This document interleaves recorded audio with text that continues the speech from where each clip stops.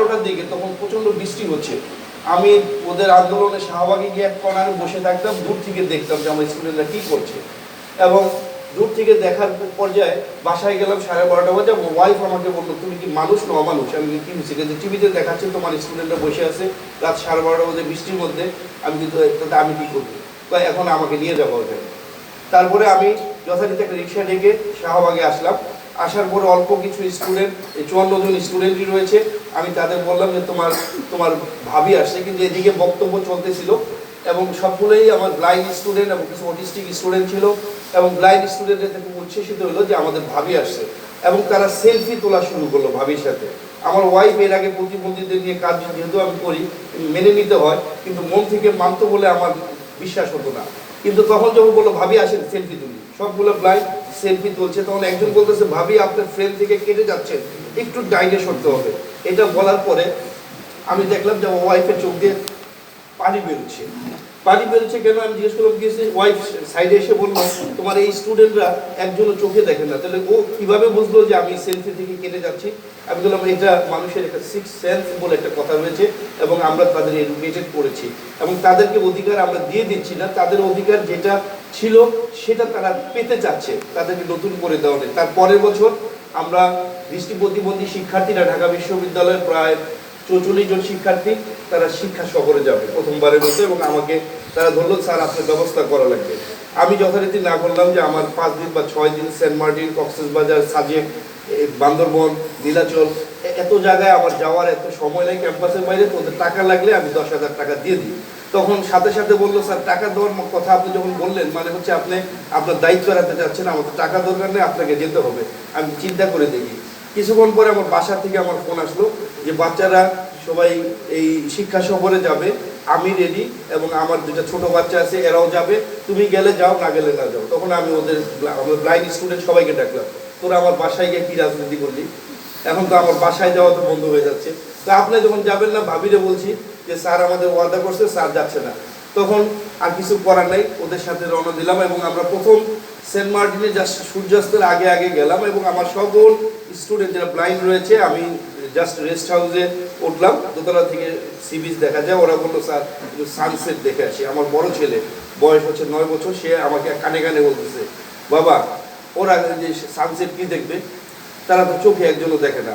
এই কথাটা আমার যেখানে যে সিনিয়র স্টুডেন্ট একজন ছিল মাস্টার্সের, ও শুনছে, শুনে আমাকে বলে, স্যার আমি উত্তর দিয়ে দিব, আপনি দিয়ে দাও। তখন আমার ছেলেকে বলতেছে, দেখো তোমরা যেটা চোখ দিয়ে দেখতে পাও না, আমরা মনের চোখ দিয়ে তার চেয়ে বেশি দেখতে পাই।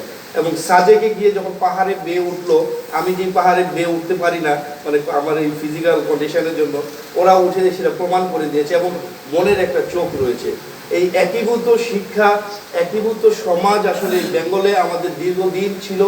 এবং এটা যখন আমাদের 9ম সেঞ্চুরিতে যদি আমরা ব্যাক করি, যখন বিহার কেন্দ্রিক শিক্ষা ব্যবস্থা ছিল, এবং সেখানে অতীশ দীপঙ্কর বা এই ধরনের বিখ্যাত পণ্ডিত ব্যক্তিরা ছিলেন, সেই বিহার কেন্দ্রিক শিক্ষা ব্যবস্থায় আমাদের দৃষ্টি প্রতিবন্ধিতে শুরু করে সকলের একটা রাইটস ছিল। পরবর্তীতে সুলতানি আমলেও আমরা একই ধরনের অধিকারের বিষয় আমরা দেখতে পাই, যে সেখানে দৃষ্টি প্রতিবন্ধী, যেখানে ওয়েস্টার্ন ওয়ার্ল্ডের দৃষ্টি প্রতিবন্ধী বা অন্যান্য প্রতিবন্ধী মানুষকে ডিফরমেশন হিসাবে তাদেরকে জীবন্ত কবর দেওয়া হচ্ছিল, আর অপরদিকে বেঙ্গলে তাদের সকল ধরনের রাইটস ছিল। কিন্তু তারপরে কোশ্চেন আসে যে এত বছর পরে কেন আবার আমরা এই ইনক্লুসিভ সোসাইটির কথা বলছি, কেন আমরা রাইটসের কথা বলছি?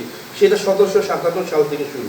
1757 সালের 23শে জুন যখন পলাশী আমল কারণে আমাদের যে স্বাধীনতা পতাকা স্থিমিত হলো, নবাব সিরাজউদ্দৌলা বা বালক নবাব যখন পরাজিত হলেন, এবং তারপর থেকে যে উপনিবেশিক শাসন শুরু হলো, সেটা ছিল শোষণ, এবং ধীরে ধীরে আমাদের সমাজ কাঠামোকে ভেঙে দেওয়ার একটা পায়তারা শুরু করলেন। এবং ইংরেজরা তারা স্কুল ইস্টাবলিশ করতে গেলেন, তারপর দেশীয় স্কুলকে তারা বা দেশীয় লোকজনকে তারা আনতে পারছিলেন না।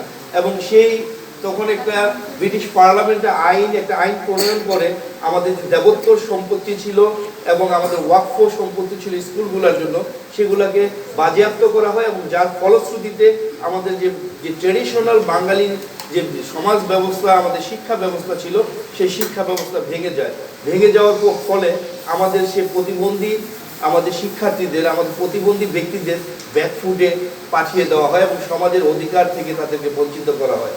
আজ সময় এসেছে আমাদের ইনক্লুসিভ এই সোসাইটি আমাদের পুনর্নির্মাণ করতে হবে এবং এই যে 2 থেকে 300 বছর তাদের যে বঞ্চনা, তাদের প্রতি যে শোষণ অত্যাচার করা হয়েছে, তাদেরকে মানুষ হিসাবে যে অধিকার তারা প্রাপ্তি ছিল সে অধিকার থেকে পিছিয়ে রাখা হয়েছে, সেটাকে ফিরিয়ে দেওয়ার সময় হয়েছে। তারা বেশি কিছু চায় না, তারা তাদের অধিকারটা ফিরে চায়। আমরা সবাই যদি যার যার অবস্থান থেকে কাজ করি, এনআইপির মতো আমরা সবাই সবার জায়গা থেকে কাজ করলে এই বিষয়টা আমাদের জন্য সহজ হয়ে যাবে। আমি আর খুব বেশি কিছু বলবো না, শুধু শেষ কথা বলবো, গাহি সাম্যের গান, মানুষের চেয়ে বড় কিছু নাই, নহে কিছু মহিয়ান। তাহলে আমরা সবাই মানুষ এবং এই ধারণা থাকলেই আমাদের মাঝে একীভূত সমাজ ব্যবস্থা, একীভূত কালচারাল ফেস্টিভ্যাল আমাদের পক্ষে বাস্তবায়ন করা সম্ভব হবে। সকলকে ধন্যবাদ।